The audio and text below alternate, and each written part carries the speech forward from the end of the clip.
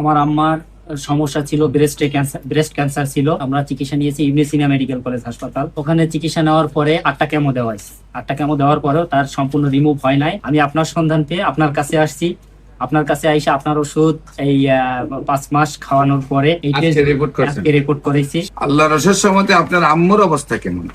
আমার অবস্থা আল্লাহর রহমতে অনেকটাই সুস্থ।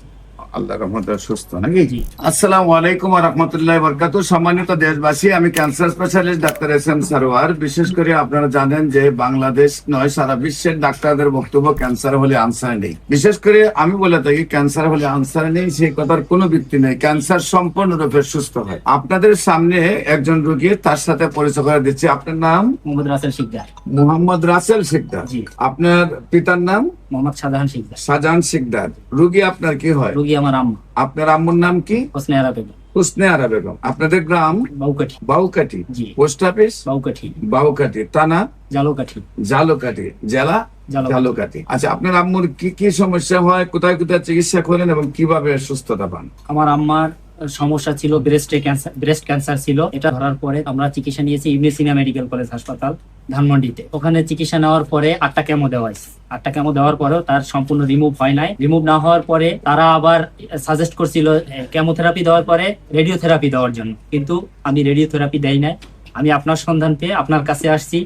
আপনার কাছে আইসা আপনার ওষুধ এই 5 মাস খাওয়ানোর পরে রিপোর্ট করেছি। সম্মানিত দেশবাসী, বিশেষ করে রিপোর্ট গুলো আমরা আপনাদের সামনে তুলে ধরছি। সম্পূর্ণ রিপোর্ট গুলো ভালো আসছে, একেবারেই ভালো, ভালোর চেয়ে ভালো। বোঝা যায় যেমন এখন মায়ের গর্ভ থেকে আসছে। প্রত্যেকটা রিপোর্ট একেবারেই ভালো। আল্লাহর অশেষ রহমতে আপনার আম্মুর অবস্থা কেমন? আমার অবস্থা আল্লাহর রহমতে অনেকটাই সুস্থ। আল্লাহর রহমতে সুস্থ নাকি? জি।